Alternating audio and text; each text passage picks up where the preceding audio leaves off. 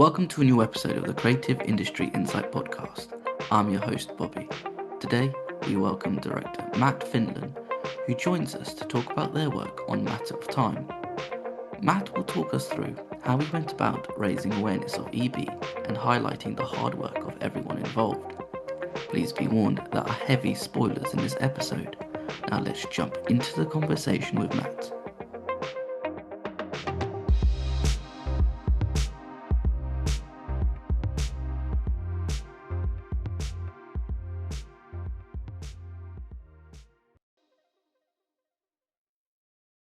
Hi, Matt. Thank you for joining me today.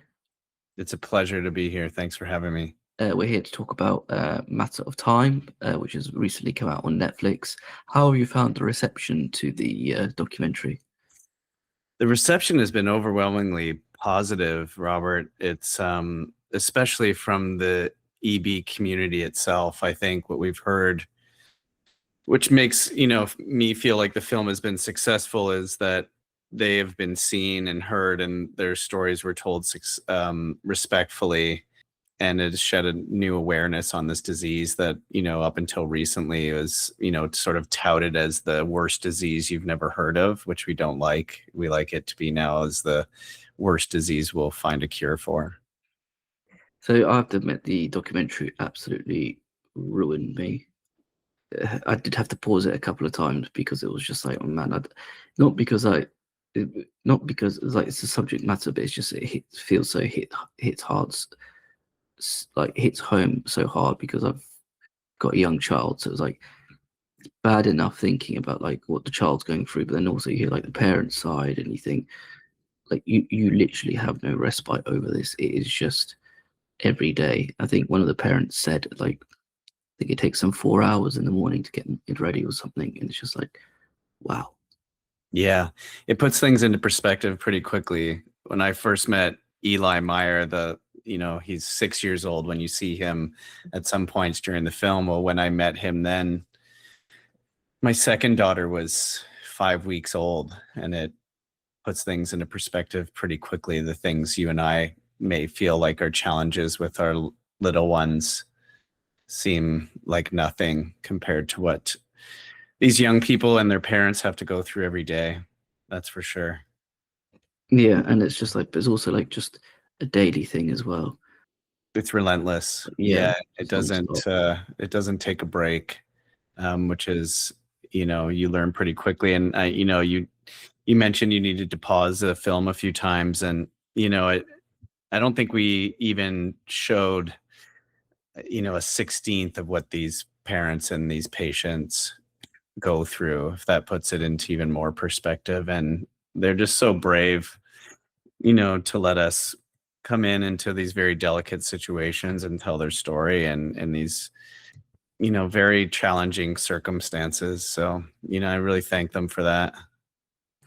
I think as well, like because it's such a hard thing for someone to go through, and I do find it's just like I don't know, it's just a lot. And I guess as a director, and also when you're capturing these moments, how do you go about sort of making people feel comfortable in what's going on, but then also like being very respectful to what's going on, because this is also people's lives and what they go through each day. You're right. I think my approach was, we had to build a lot of trust with these folks over time because they are, letting us into their lives. It's hard enough for them, if they're doing a bandage change or a bath, or they're receiving medication, or even just going about their day. It's very, very challenging. And what we try to do is just keep the crew as skinny as possible. Oftentimes it was myself with a camera and an audio person, and even sometimes not that. I'd have a mic on my camera, and if we put a lavalier on the subjects just to keep it as intimate as possible and really to try and be a fly on the wall. I think some of my favorite films, as well as from an approach, is when it's more verite, we're just in the moment with them, and it takes a lot longer. But I feel like when it builds trust with the subjects and the people you're covering, But in this situation, it was just, more respectful to spend as much time as I could with them, so they felt okay that we were going to tell their story and honor, what they go through every day.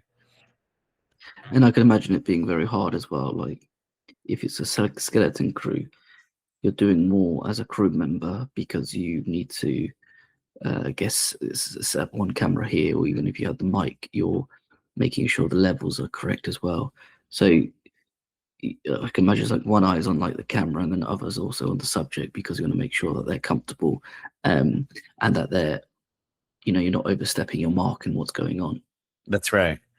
And I don't want to equate it at all to what the parents are doing, but they are also, again, putting your own life into perspective. But even as a filmmaker trying to tell the story, you're like, I need to make this work for this family. So if I have to wear multiple hats, and we don't have the benefits of having an audio person, or a camera assist, or whatever you may have, it was just so we could be respectful and be in the space with them. And so it very quickly, it was just a matter of let's getting it done the best way we could and with the least amount of people. And then I'm guessing as well, you have to be like quite aware of, like, because it's a health condition, you probably have to have some sort of PPE as well. So you might not accidentally infect the kids. In certain situations, yes. We were at Stanford. There's a young man named Garrett in the film who's getting a biopsy, and it was also having wounds check. In that case, yeah, we were, in PPE and making sure we were keeping our distance while they were doing those procedures in the lab as well. Obviously, less threatening, obviously, but we don't want to interrupt that the incredible work that the scientists are doing. So there were some precautions we certainly had to take while filming to make sure that the patients felt comfortable, and we weren't potentially infecting them in any way. Yeah, shout out to Garrett as well. That, like, his story and what he does is incredible. He's a superhero. When that was one of the most challenging things to, one, witness, but also be film, and have to be like, I have to hold a camera to this poor gentleman who's giving himself to science, so future generations of children living with EB don't have to suffer. And he went through something there, getting a biopsy on a very tender wound that would make you and I probably crawl into bed for a week, but 5 minutes later he was talking about basketball and what we were up to, and it was just incredibly inspiring. He is a superhero. Yeah, and I just don't know how he does it. And Yeah, that was one of the really hard parts to watch, and especially the fact that he just so open to help out, but then sort of at any cost he'll just do it as well. Yeah, and we we did not want to be gratuitous with showing any of the suffering that these kids go through. And again, that's maybe a 16th of what a lot of these people face, and so we wanted to show the adversity and the pain to some extent, so you have an understanding, but at the same time just wanting to be respectful and not really focus on who their spirit was. And in Garrett's case, again, he's there's a lot of rock stars in this film, but he is certainly one of them. I think as well, it's like the EB shouldn't define them as people. That's right. Even though that's the illness, that, like, it's important to notice that, like, they are people who do everyday parts, like Garrett with his basketball. And then you have Deanna,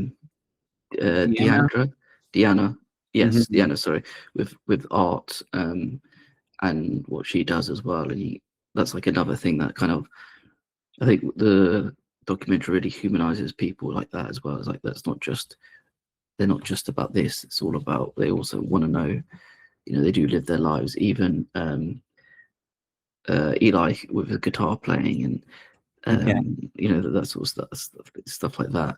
So they do the everyday sort of lives as well and get into it. Yeah, I'm glad you mentioned that. It meant a lot to me to make sure that, yeah, these people live with this really, really challenging condition, but they're also just people, living their lives and in extraordinary ways. In Deanna's case, how her artwork is incredible, and the way she expressed herself through art, it was incredibly moving to me. Even Eli, when we first met and he's 6 years old, and you see in the film and he's drawing a rocket ship, and he's excited about drawing 12 boosters and just laughing, it's just like as a little boy does. And, that was, part of meeting Eli, changed my life, because, you see this person living with this incredibly adverse circumstances, but their spirit isn't broken. And, it makes you think pretty quickly, I can handle a lot more. Or I should Yeah, be able to. yeah, 100%. And I think it also it like wears on you. No, rubs off, sorry, on you, like the way that they are and how they are, going about their day-to-day lives and the sort of positivity that they emit as well. Hmm. It's like even like simple thing like going on the airplane, for example. For us to be quite simple, but then it's like, oh, we need to pack all these things. I've got all of this, and you think, wow, like that is incredible. It is. Yeah, the things we take for granted, even getting dressed in the morning or putting on a t-shirt or taking it off, could cause damage that, may not repair itself for a very long time. It's amazing, and the fortitude that all these people have. 100%. What I'm curious to know about is the structure of the documentary. Mm. So we have everybody's story, and it feels like during the documentary we have interludes of like cutting to the musical performances where it feels like we kind of get taken out of the world in a way, in like a good way, not necessarily but it's sort of like we get taken out into sort of a moment for us to breathe, to sort of see what is going on in terms of like it's not just everyday people, but it's like also the people behind the foundation and what they're doing to help out and how they're going to be raising money. How did you go about thinking about the structure, and how did you want to sort of tell each segment and push the emotional story along? It came together organically, when I had started working with EB Research Partnership in 2019. I was producing a youth empowerment show on ABC in America called We Day, and it was about young people across America doing service work in their community. And that's where I discovered Eli's story of Come Say Hi in a local news story. And over that time, after we filmed that segment for that show, I connected with Jill and Ed Vedder and had discovered they had recently started the organization with a group of families to raise clinical research for EB, and just said, how can I help in my little way?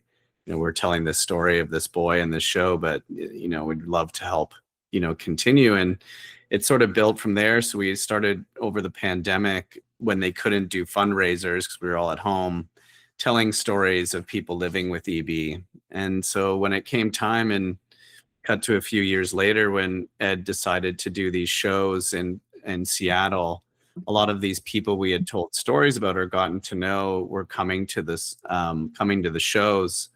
So the idea was, well, let's capture the shows. We won't know what we'll do with them yet, but we'll also capture all these families and researchers and advocates that were coming. And as you see in the film, they have EB Research Partnership has its first summit they called Venture into Cures, where people were coming to listen to people speak about the research and meet other patients. So it kind of came together organically over that time, understanding we had some stories in the bank, and we had some, trust and relationships built with a lot of the families in the film. And after we wrapped things up and went home, we started cutting it together, and it started to feel in some way, not by design really, it came together organically where we could tell these stories. And what Ed was doing on stage when he's talking about Dr. Jean Tang or Rowan or Charlie or Eli was not pre-planned, and it just they started to weave together sort of seamlessly. And to your point, give us a break at moments where we might need them after seeing, some, challenging things with some of our stories, and get to see everyone in a joyful moment at the concerts. Do you find that it's like slightly, I wouldn't say funny, but it's like very fortuitous and just funny in a way that you'll be recording these shows thinking, I don't have anything in mind specifically, but then I can imagine that sometimes the magic just happens when you're filming, and I don't know, minute 27 in the concert, Eddie will say something, you're like, boom, that's what we're going to be using. That's going to be like a point in the film as well, and we can link back to this part. Do you ever find yourself maybe in those moments thinking about where you're going to go with the documentary and then sort of like pre-planning it afterwards? In ways, yeah. We had, like, once we decided we were going to film the concerts, then my producing partner Karen Barsley and I sort of put a rough structure together of, we knew who was going to the shows, and we had planned that we would set cameras with them and follow them throughout the time that they were in Seattle. But those magic moments where you couldn't predict them, with Ed mentioning, the one night of the shows, I believe, was the 30th anniversary of Pearl Jam's first show in Seattle. And he mentions that Jean Tang, who's in the audience, listened to Pearl Jam as she was studying in med school, and she stands up, and it's this really nice moment that Ed honors her and the work that she's doing. And, watching that on all the monitors backstage as it's happening, it's you're like, there's that magic moment, one of many.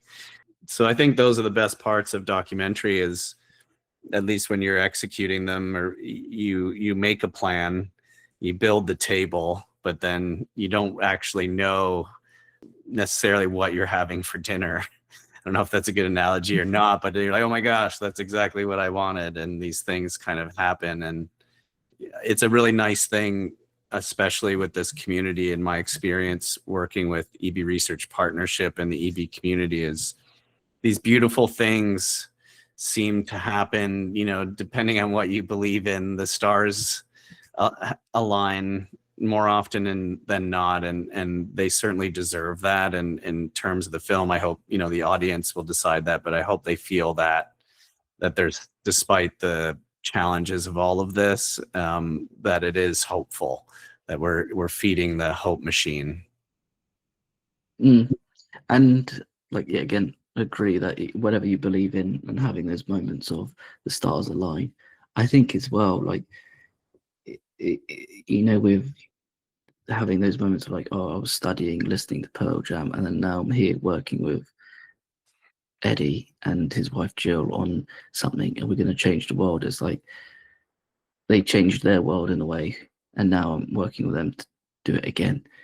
That must feel slight, I don't know, that must feel a bit weird as well, knowing like you wouldn't know that in like 20 years time or something you would be working with them. Yeah, I never would have thought in a million years. And the great thing is to meet, Ed and Jill, and to see how they lead this organization with purpose. All they care about is curing this disease and fostering more treatments, and what can we do to get it done. And they're in the weeds. That was really inspiring. It's not just sort of showing up and for a photo op, they're in it to win it. And I think the trust that they've also built with the community and with all of the EB patients and the families and researchers in the film, I really hope that comes through, because the beauty of it for me as a storyteller or someone experiencing it is to see in a world where everything is, there's a lot of bad news, and as human beings right now, we're not doing a great job. That to see this community, you're like, oh, there's just hope 10x, and like the world needs more of this to see that a group of people from all different backgrounds and skill sets are doing something good that's tangible for the future of, these children and rare disease at large. Yes, and also the fact that like I think it could be very easy for people to just be there for a photo op. Yeah, cool, we're done. Move on to the next thing. But even when you see Jill working and doing calls and getting things ready, you could see that it means a lot. And also when they meet different people as well, Yeah. you can tell, like you can see that they're hurt with what's happening, but then also, again, they see like what it means to them and how it rubs off on them as well. And yeah, it's just amazing. It's amazing to see. Yeah, it's really inspiring. What I'm also curious to know about, I think what's really well done in the documentary as well is like the science behind EB, what they're trying to look for in a cure. And at first I was slightly worried that I might get lost in it because I'm not a very science person. It's probably the best way to say it for myself. And I'm sure there'll probably be others, people like me, who might not understand. But the documentary very much simplifies it in a very good way and also explains it. How did you want to go about to explain what EB was, and how did you want to sort of sum it up in the most simplest of terms so that anybody could understand? And I guess with the use of graphics as well, it really helped people visually understand what it meant when it happened with what happens to the skin. Thanks. I appreciate you saying that. I think I didn't want to simplify what the scientists are doing or the amount of time and effort and funding that it takes to do that, because it's massive and it's a lot of people around the world working together to get to where they are now. However, I wanted to make sure that the takeaway for people like yourself or myself who, don't have science backgrounds, don't lean in a scientific manner, like we're in a rock show, and it was very important to me that the takeaway was that people understood what EB was, and from a scientific point of view, that the subtypes that there are, and then what are the inroads that the scientists around the world, and specifically where we see at Stanford and in Colorado, what their approach is to healing EB and ultimately curing it. And, I think, if this was a scientific film solely, we would have to take a much deeper dive. But for me, I wanted to make sure that when people walk away, they had a basic understanding, where most people who you mention it to, they would have no idea. So I wanted to keep it high level without hopefully taking away from, how, challenging this condition is to get to where they are today. Okay. Well, again, I like that, right? It's like easy to understand, but then also not oversimplifying it, because I guess if you oversimplify it, it loses its effect of like, actually, this is really bad. We're just trying to make it as easy as possible for you to understand that. Yeah, that's it. The whole film was about balance. So how do we balance that? How do we balance what these children and their families go through every day, showing the challenges, but also the humanity and the hope.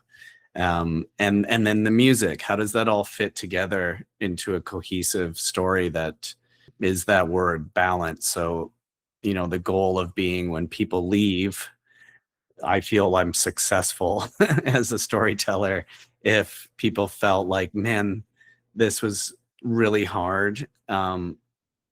I feel inspired though by the hope, and the extra layer of that for me is if they did something to take action, whether it's asking someone to be on a podcast or, donating or just telling someone about the disease.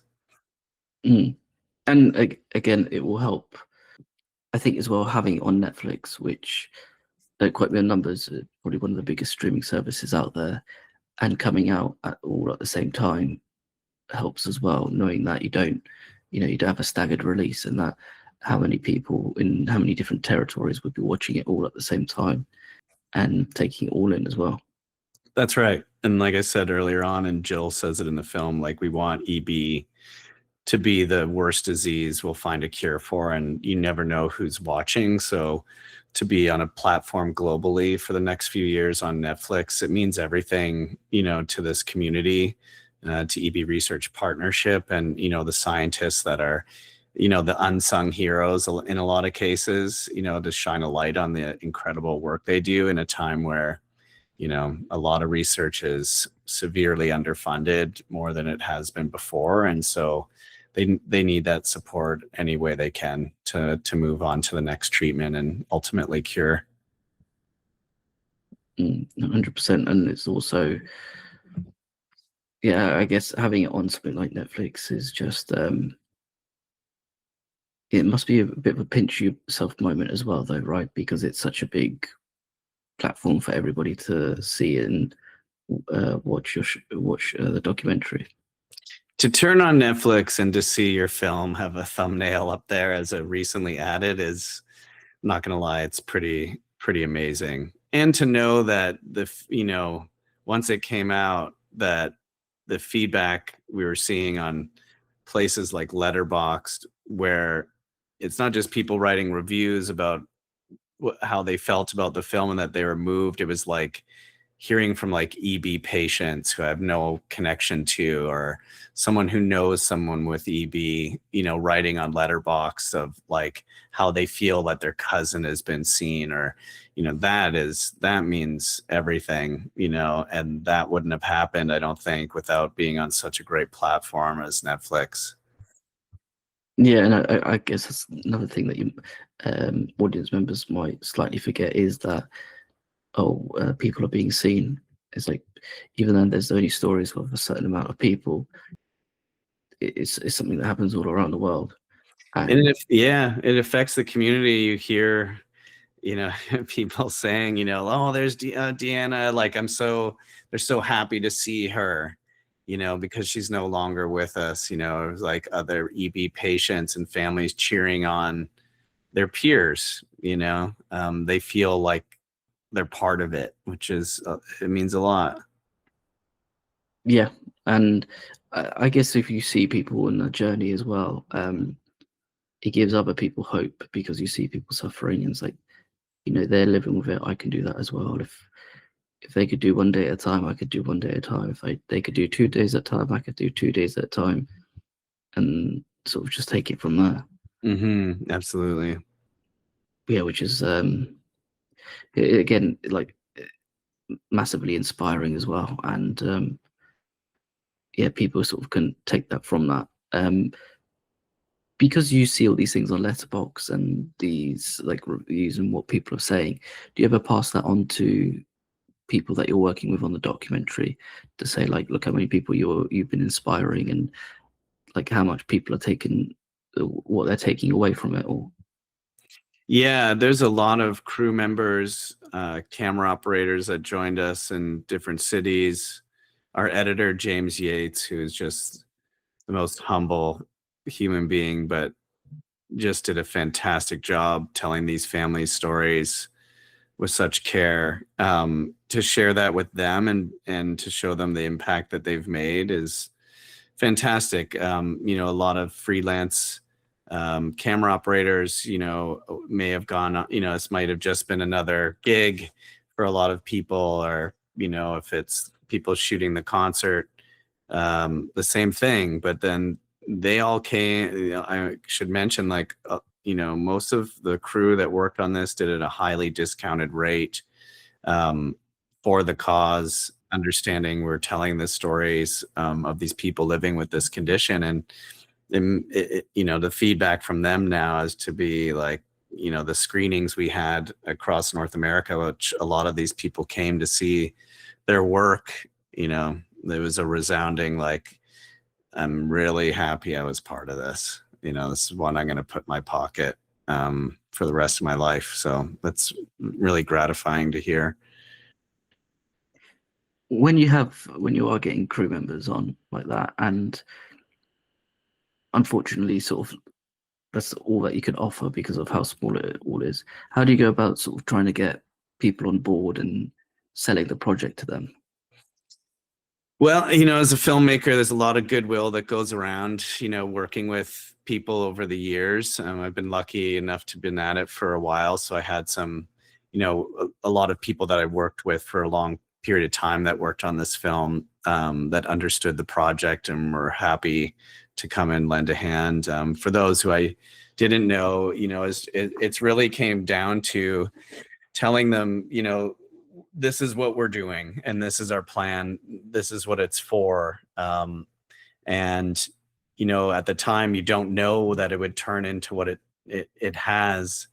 But I'm happy to say, like, explaining to them, like, if there's anything they could do to help to make it more economical would mean a lot to me, as well as the charity, because every dollar we spent, that could be dollars that would go to clinical research. So at the end of the day, now I'm happy to say, like, the budget of the film, we've 10x'd that in profit to that every penny will go to clinical research for EB. So that's a great thing to share with people who have come on board to help, who we didn't know previously. Yeah, and I think as well, like, it's not that they're just helping one way; it's also another way as well. With if you're saying how much they've also already raised from it, it's like you're part of that. If it wasn't for your hard work, then we wouldn't have got there in a way. That's right. Yeah, it's kind of interesting to hear that side of documentary filmmaking, because like I guess in this sort of day and age we're very engrossed in our sort of true crime or weird crime sort of things. And don't get me wrong, like I'm guilty of watching it, but it's also just the sometimes you need to change your pace with these sort of human stories, like the different sort of side of the world and different side of life. Yeah, I hope people, when they see it on Netflix, that please watch the other films, but to take a chance on Matter of Time, because it is that. I hope it's a rock doc, I would say, like no other. It will show you that there's hope in the world, that there is a community out there doing great work, to try and help others, even though they're not even connected to them, and I feel there's a lot of that in the world. We just don't see enough of it. It's not fed to us as enough as it should be. Yeah, and it's like, in a way it's kind of like sad, because that is everyday life, whilst something else where you're watching vicariously, it's a bit, I don't know, you're seeing it in sort of like a different kind of way. Mm-hmm. But yeah, and again, amazing that you managed to raise more money as well, off the back of people helping out, and that must make people feel like quite happy about it as well, knowing that they've not just sort of brushed up on their skills and shown off some of their skills, but then also helped in the process. Yeah, it's true. I had a few camera operators say to me, like, I wish I could just work on things like this all the time, versus getting stuck on a reality series for 3 months or whatever it might be. This is meaningful work. Yeah. Well, again, I guess that kind of also shows like how good it is to work with you. That you're producing stuff like this, and how important it is as well, in the stories that you tell, than everyday stories of people's lives. Yeah, you try and, I think when working with people, and especially when you're, asking them to work long hours and oftentimes at a discounted day rate, I think it's just doing the best you can as a director or producer to respect their craft and what they're really good at, and giving them all the tools that they can to not only be successful for the story you're trying to tell, but so they enjoy it, so they feel like they can be creative and they're putting their own stamp on it. We really try and do that all the time, and I think we did that with this. So it also helped us. We're in this really finite amount of time in Seattle over those 2 days. So the amount of organizing and execution that had to happen, not only to capture the 2 nights of the concerts and what Ed was doing on stage, and also what the families and researchers in the audience, but what they were doing all day was it was a tremendous challenge. But I think we were all up for it, and it was like the best sprint that we ever did, with the least amount of sleep we've ever had collectively, I think. When you have something where it's only like those 2 days, how stressful is it for yourself? And like trying to make sure that every plate is spinning and that nothing sort of falls. I think the biggest stress that I can recall during that time was again, coming down to the families, like making sure they were also having a great time.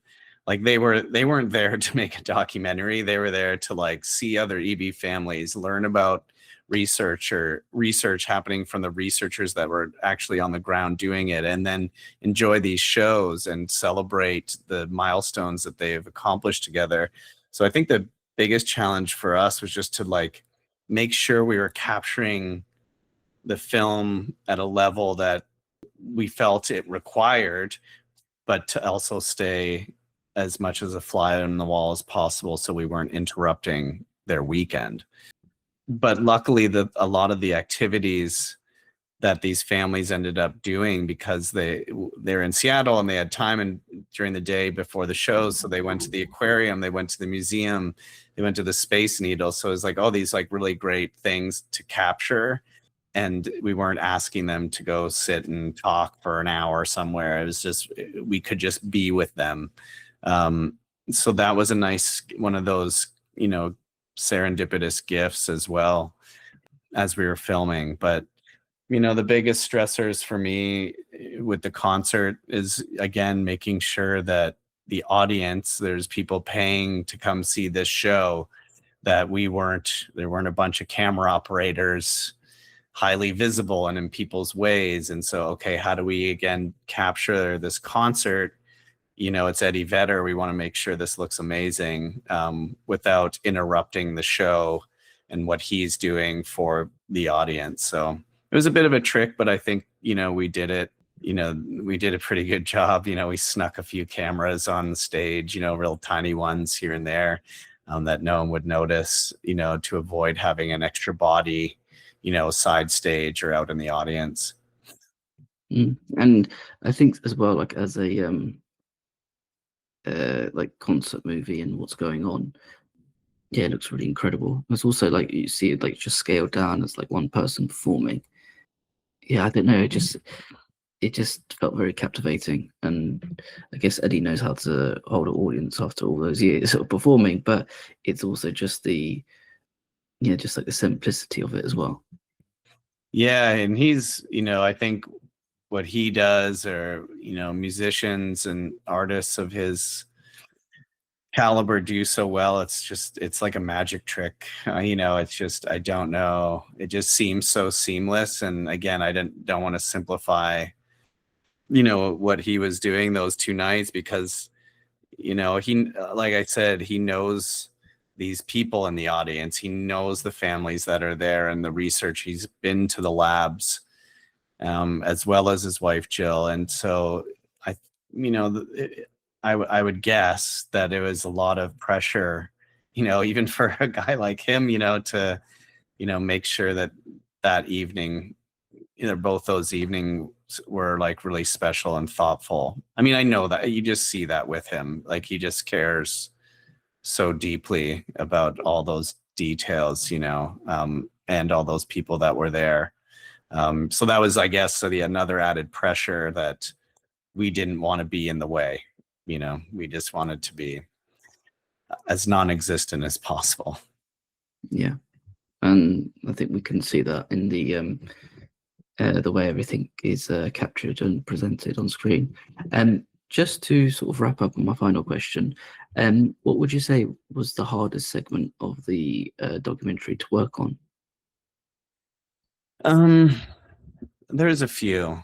I think we spoke about the hardest segment probably to film was with Garrett getting a biopsy, for sure.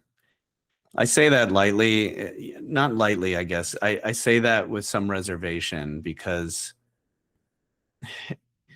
what he was going through is a million times more challenging. So, like Gene says in an interview at Stanford in the doctor's office there about, you have to be strong for them. You can't cry. You need to be confident.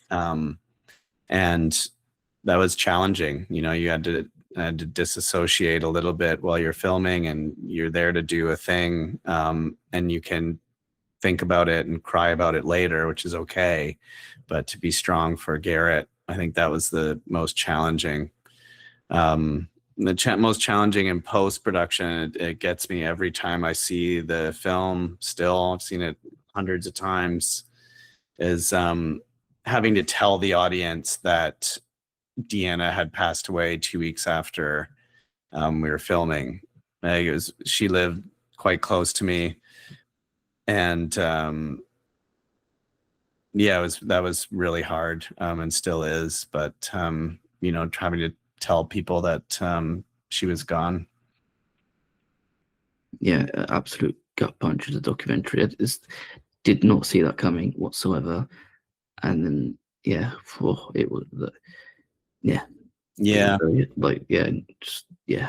She was so tough, though. I mean, she would be, I hope she would feel proud of this. When the film premiered at Tribeca, when that moment came on the screen, it was an audible gasp from the front to the back of the room. And you heard a lot of people just kind of say out loud, no, like, no.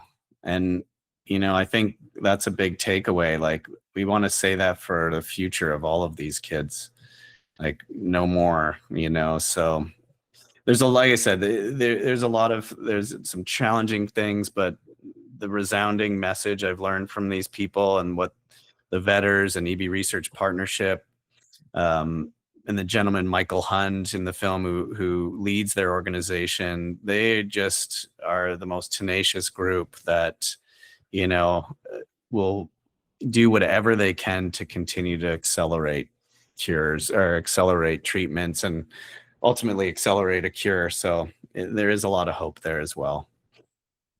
Yeah, 100%. And I think you see that in the story itself, and just how people are so passionate and pushing forward with it and wanting to help out as much as possible, and sort of making big strides with it all.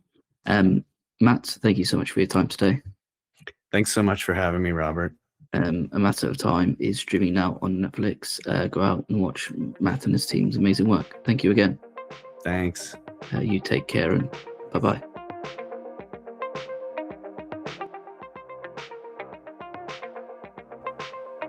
Thank you for listening. Please subscribe, rate, and review this podcast.